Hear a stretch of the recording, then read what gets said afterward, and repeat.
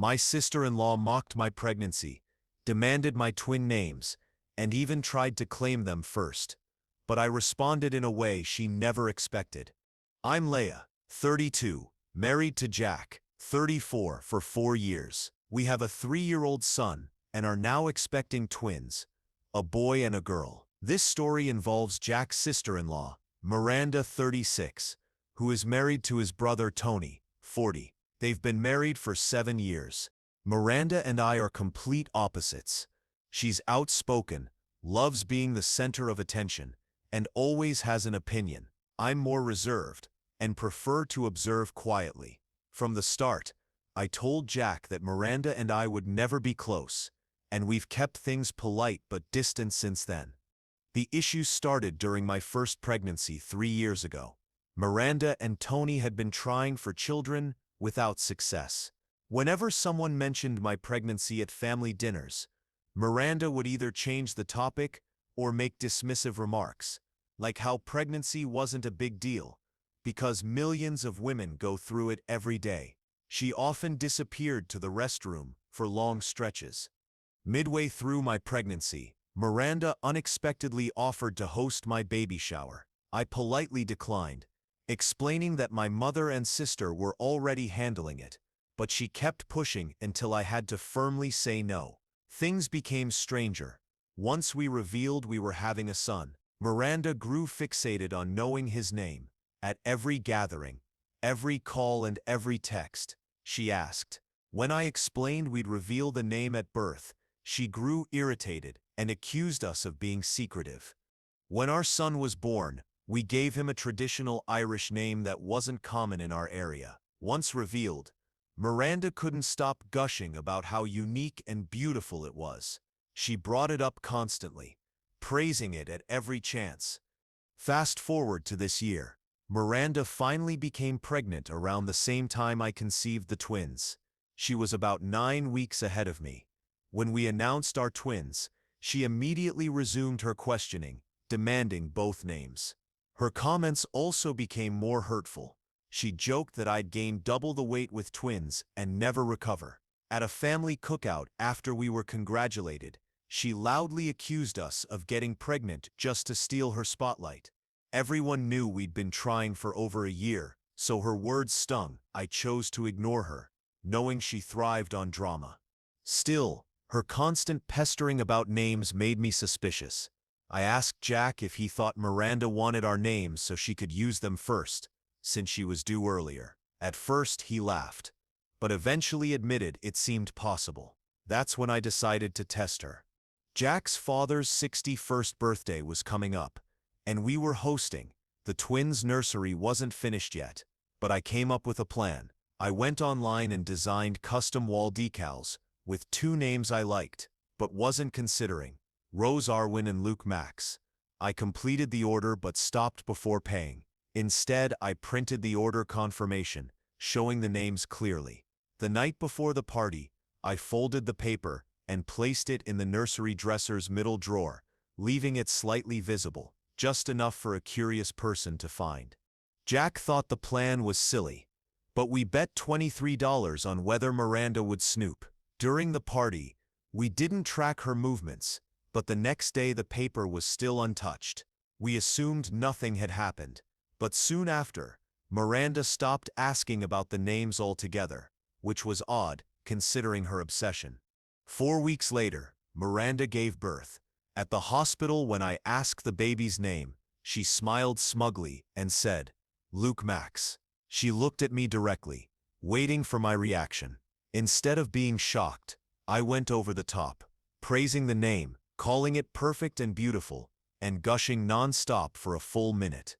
Her expression shifted quickly, from smug to uncertain to frustrated. Jack nearly laughed out loud. Later in the elevator, he handed me $23, still shaking his head. We didn't see Miranda and Tony for a while afterward. According to Jack's mom, Miranda seemed to be struggling more than expected with new parenthood, likely due to baby blues.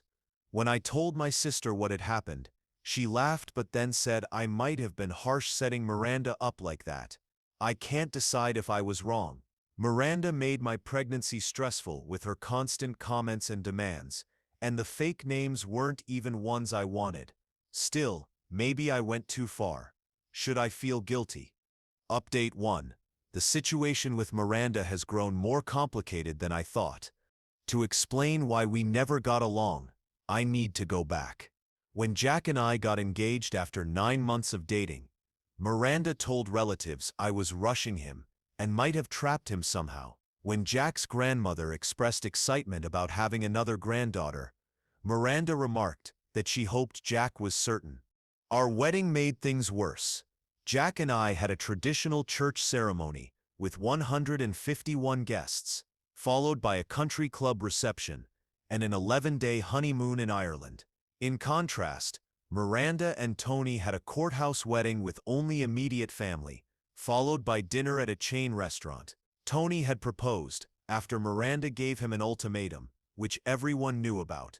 Another source of tension was how warmly Jack's family welcomed me. His parents and I share hobbies, and his grandmother, whom everyone calls Nana, quickly included me in weekly shopping trips and Sunday dinners. Miranda had been with Tony for 4 years before their wedding, but Nana never connected with her in the same way. The contrast became sharper when Jack and I bought a suburban home 3 years ago. While Miranda and Tony remained in a rented apartment, Jack and I both work corporate jobs with stable incomes and benefits, while Miranda and Tony work retail with unpredictable hours. One incident stood out. At Tony's birthday party last year, Miranda had too much to drink and argued with him about money. In front of everyone, she said she should have married Jack instead because he had his life together. The room went silent, but I wasn't surprised. I had long suspected she had feelings for Jack. I responded by asking which brother she meant, pointing out it couldn't be Jack since their younger brother Neo was also unmarried. Miranda lost her temper, accusing me of twisting her words. The next day, she claimed she didn't remember saying anything wrong. And that brings us to the latest update. Jack's mother came over yesterday to talk about arrangements for my baby shower next month. I'm due in late January, but twins often arrive early, so we're planning for December. While she was visiting, I asked how Miranda and Tony were adjusting to parenthood. Jack's mother sighed heavily and said it was complicated. According to her, Miranda and Tony had been arguing about names even before the baby arrived. Miranda spent months creating lists of girl names, but refused to consider any for boys. When Tony asked, she insisted the baby was definitely a girl. If it turned out to be a boy, she planned to name him Tony Jr. That child lives with his mother out of state, but visits twice a year, and Tony felt naming the new baby Jr. would be unfair. Jack's mother explained that Miranda convinced herself she was having a girl simply because she wanted one so badly. She even refused to learn the gender during pregnancy, fearing disappointment. Miranda wanted to enjoy her experience while believing she was carrying a daughter. Her desire for a girl was tied to family dynamics. Jack's mother is the only daughter among 3 brothers and went on to have 3 sons herself. My son was her first grandchild, and my daughter would become her first granddaughter in decades. She cried with joy when we shared that we were expecting a girl. Although Jack's mother has always been kind to Miranda, they never built a close bond. By contrast, she adores my son, often arranging weekly activities just for the 2 of them. Miranda noticed their bond and became convinced that having a daughter would finally earn her the same affection. But when Miranda gave birth to another son instead of the daughter she hoped for, everything changed. At the hospital, Jack and I arrived to find Miranda and Tony still fighting over names.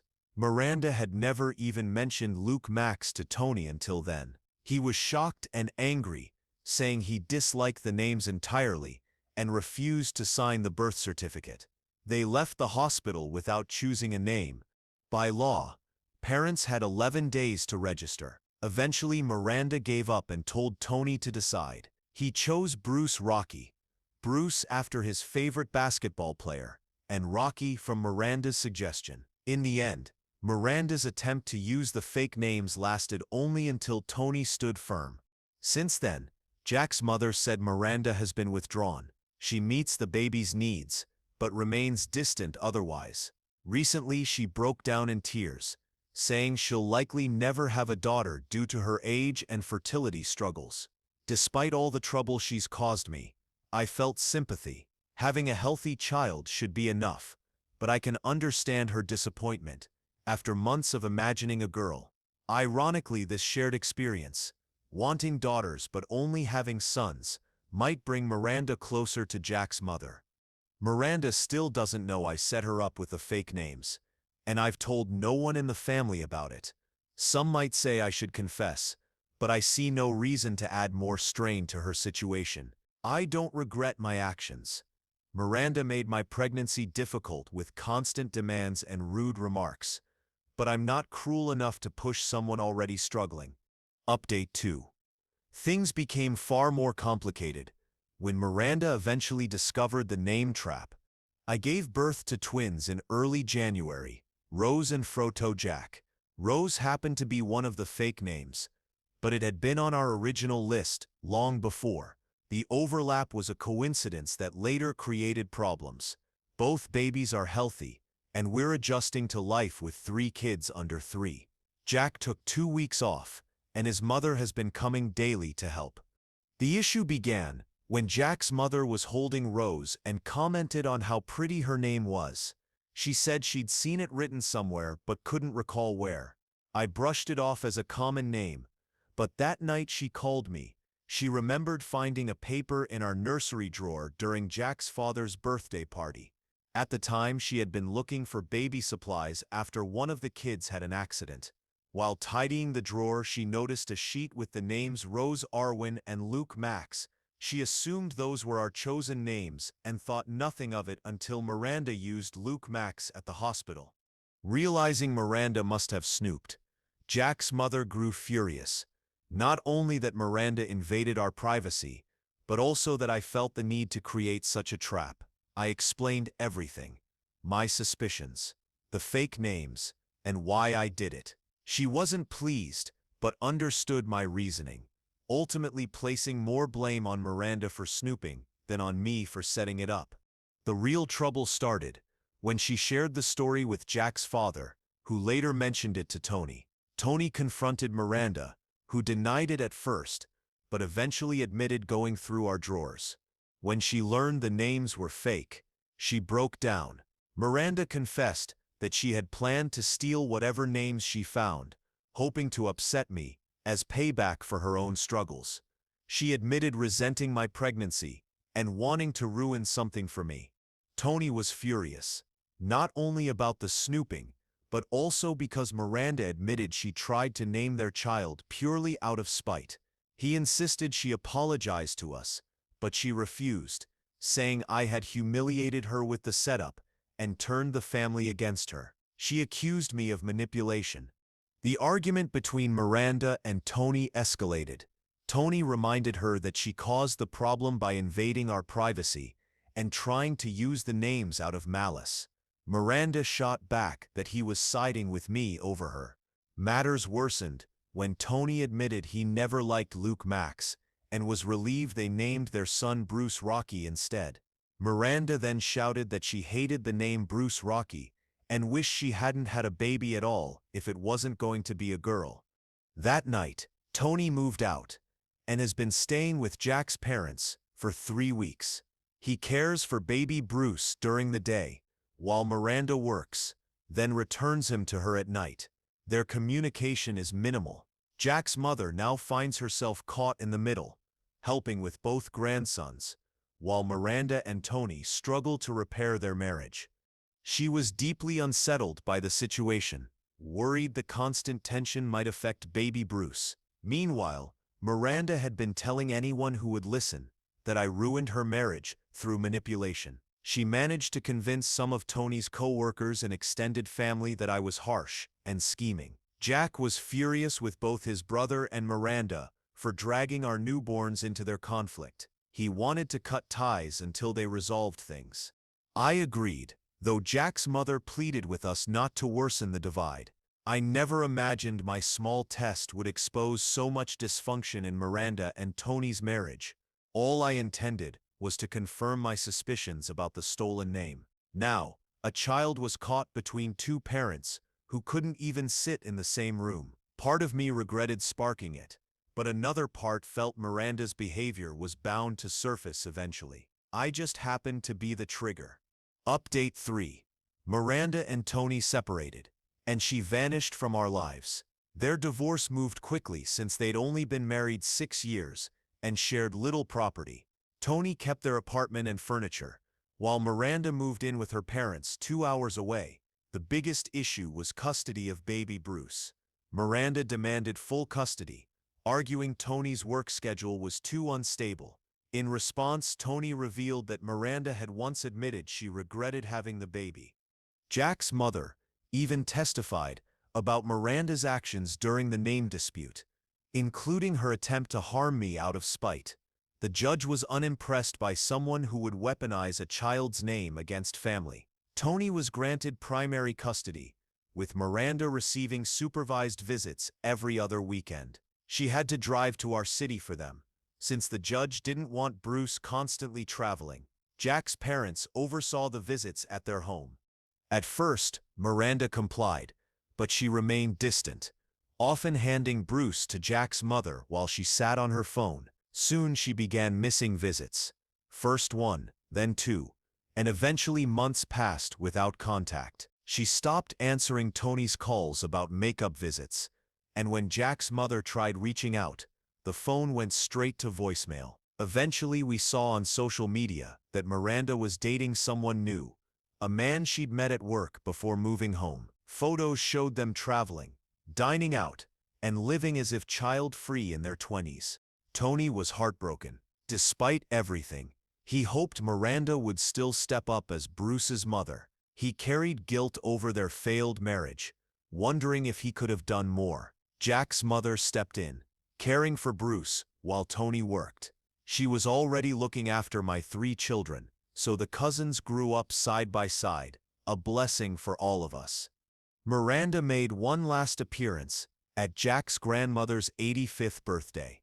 She arrived uninvited with her new boyfriend, seemingly expecting a warm welcome. The atmosphere shifted instantly. Her partner looked uncomfortable as Miranda acted casually, asking to hold Bruce and commenting on his growth.